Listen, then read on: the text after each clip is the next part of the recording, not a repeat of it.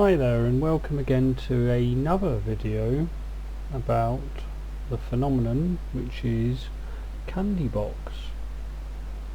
I don't know whether it's just me, but there seems to be a lot about this on the internet since last week.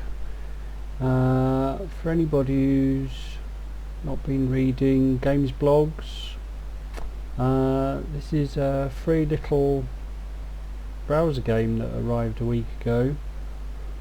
I made a video on it a couple of days ago, but there's plenty of other sources of information out there, and the best thing is to just go out and play it.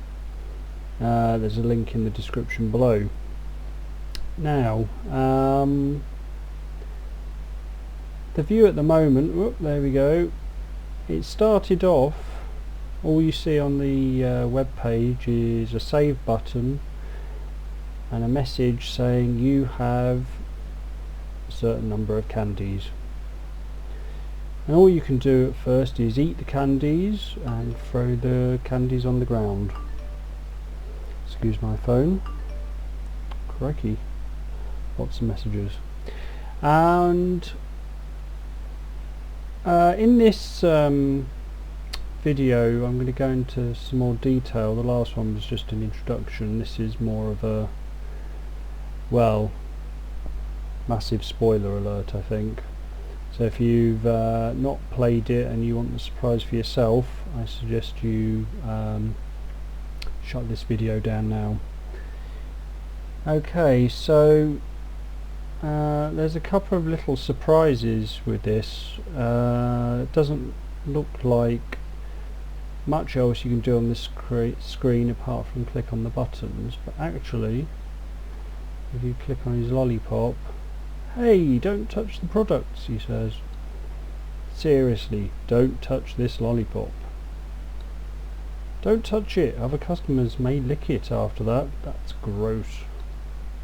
Stop now or I'll be forced to do something.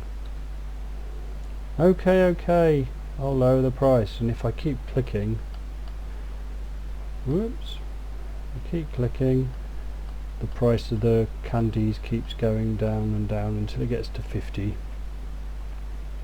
Another nice little touch is if you touch his hat. Hey, you touched my hat.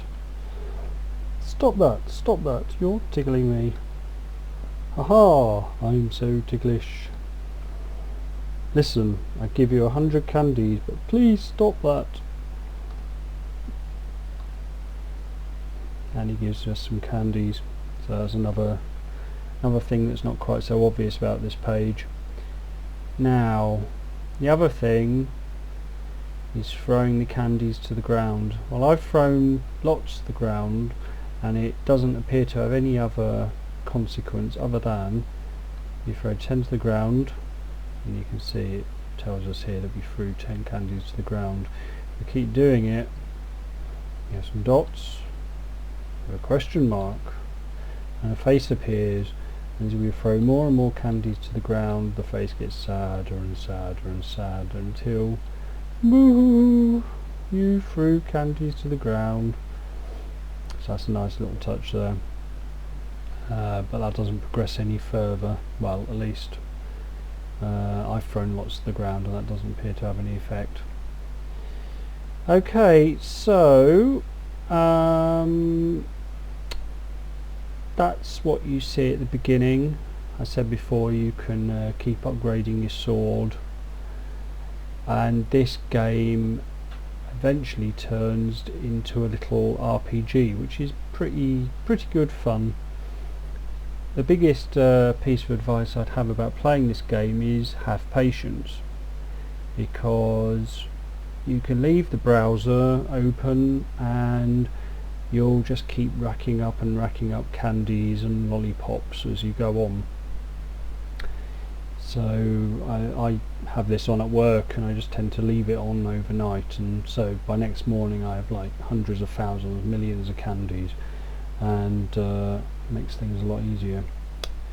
So I'm going to flip over to my own instance of this now.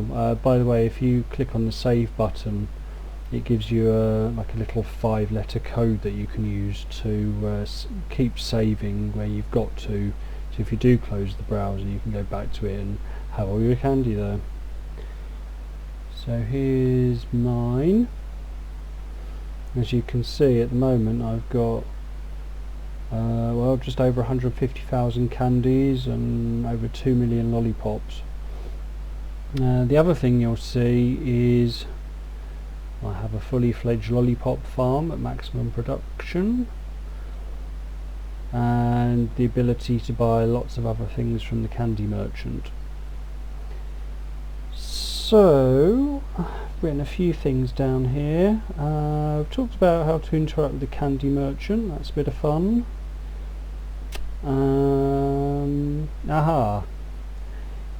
If you eat your candies and you think, oh god, I'm going to lose all my candies, no, that's fine, because as this is an RPG, you start off with 100 hit points, and if you keep eating candies, your hit points will go up and up and up. It takes a lot of candies to increase your hit points, but it's a pretty necessary thing to do. So that's what the eating the candies is all about. Now the next thing is quests. I believe this is the first thing to appear when you buy a sword, and here we go. Now I've currently unlocked 7 quests of increasing difficulty, and the quests obviously are worth doing because you can gain items from each one. For example, from the Peaceful Forest you pick up a key that allows you to start your lollipop farm. That's essential for getting lollipops, which are used in as a kind of currency. Mount Goblin, this gives you access to you find a map to the sorceress, a map to the swampy swamp. There's a friendly frog who will help you along the way, and some 7 league boots that will help you move faster through the quests. In the underground cave you'll be able to pick up a ring of calmness, and I have momentarily forgotten what that does for you. Also a magician's hat that gives you access to different scrolls, and a map to a forge, and this is particularly important because this allows you to upgrade your, well, first you get a wooden sword and then an iron sword. You increase up to a diamond sword, which can then be chocolate coated, and you can get a nice yummy chocolate bar from the toad in the swamp. Now what else? We got the castle. The other thing you can get from the underwater cave is a map to a wishing well, and this gives you some means to upgrade your candy and lollipop production. Now castle entrance, you can get some lovely plate armour to, well, obviously you take less health when you're hit by things in the quests.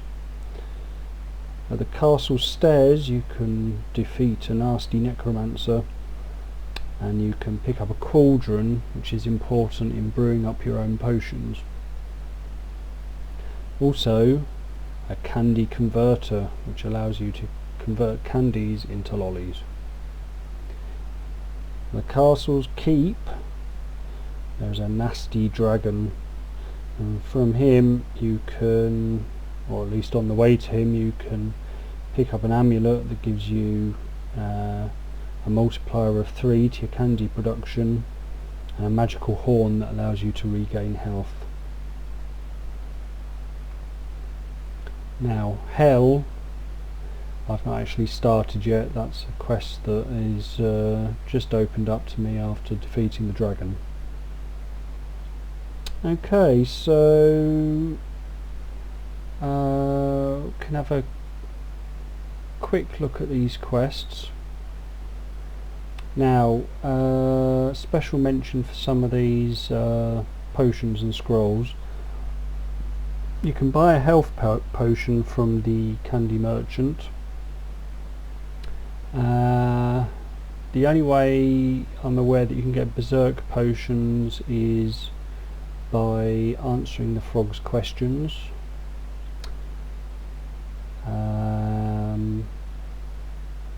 These potions here are sometimes given during the quests, but otherwise you can brew them up yourself. And as for the scrolls, they can be bought from the candy merchant, probably printed on rice paper, I expect. Edible and delicious. Okay, so let's have a quick look at these quests. This is the Peaceful Forest. The other thing I was going to say is uses for some of these scrolls. Most of them are pretty self-explanatory. Teleport is quite useful because it allows you to flip back to the beginning of the current adventure screen, which gives you time to heal yourself if you're getting hit hard. Let's see some of these in action anyway. I think this will allow me to skip through some of these levels. You can there's an escape potion that allows you to quit the level without having to wait around for your kind of recuperation time. So let's have a look at the Peaceful Forest Epic Quest. So there you go, you move along through the level. This is a pretty easy one, and this it's just like starting off and getting ready for all the other quests. So that was the Peaceful Forest. This is Mount Goblin.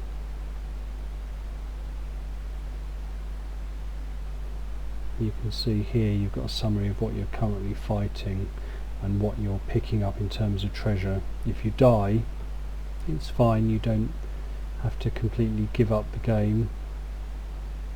I'm just going to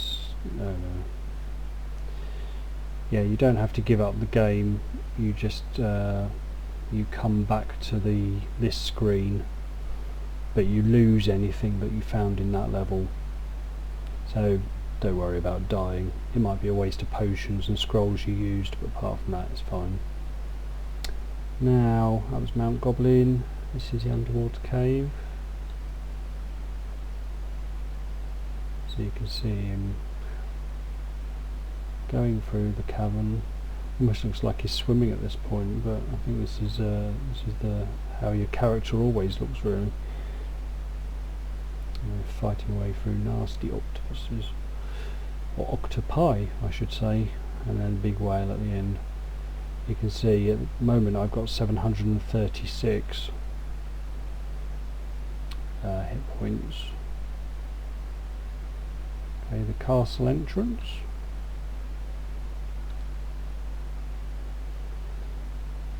So I've got ready to use some major health potions if I start getting hit badly. So with this one, if you can get pushed back, so unfortunately I don't have a berserk potion. That usually gets you through this quite quick, but you can use one of these fire scrolls to hit these guys hard. Get there in the end. Yes, for this one, keeping the berserk potion is a good way to get through here. Let's try Imp Invocation. This produces an imp that fights for you.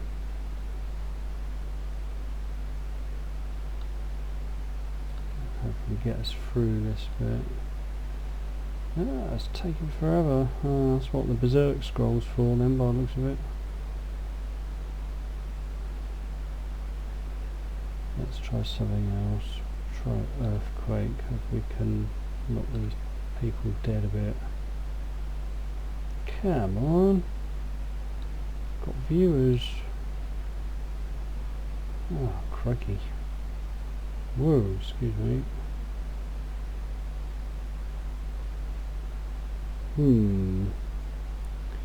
Okay, we'll escape this one, otherwise we'll be here forever by the looks of it. Anyway, my top tip for that one is keep the berserk potions.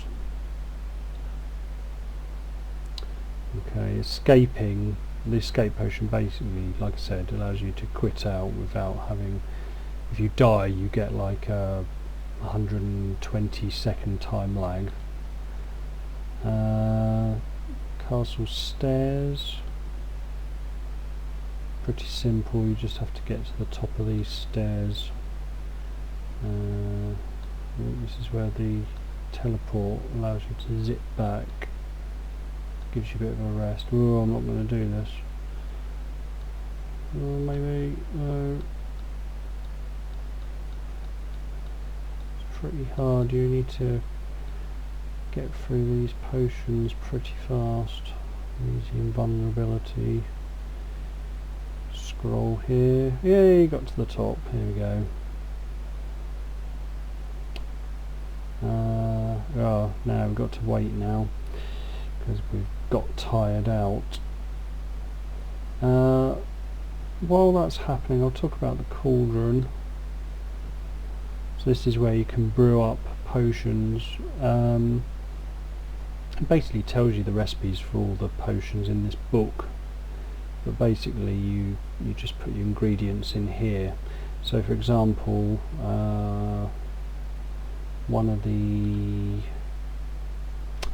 recipes is for invulnerability potions, which is 1,000 candies, which I won't do that, it takes too long, but it's 1,000 candies, and you click this, put it all in the cauldron and then mix, and it will keep going for about a minute until it says your arms hurt. At that point you stop it and put everything into bottles.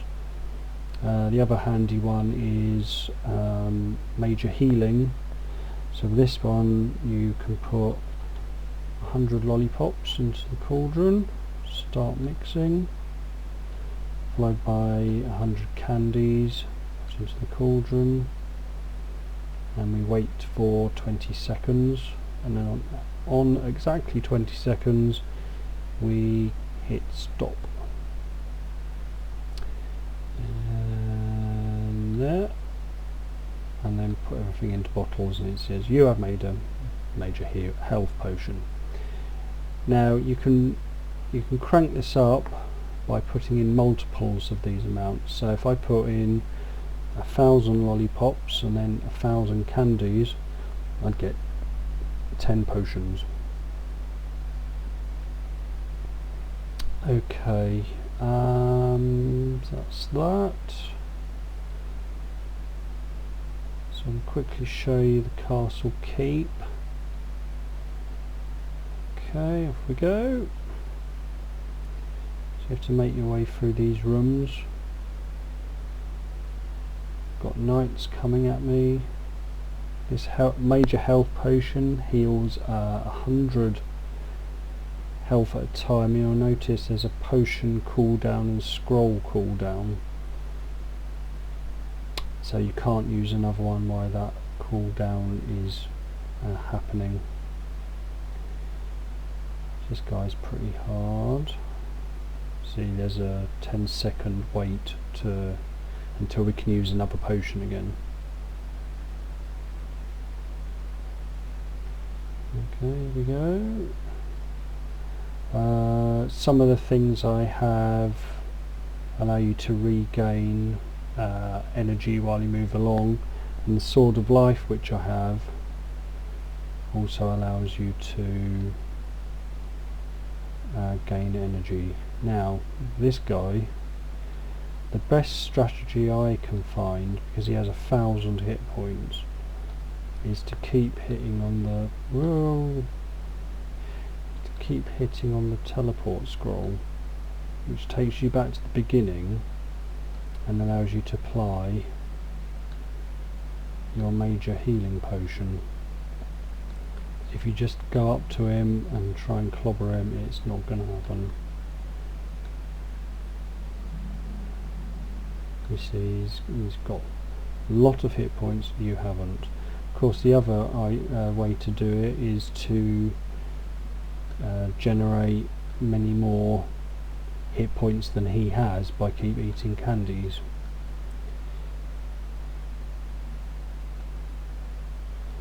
Getting there. So I just keep hitting the teleport scroll and using the health potions.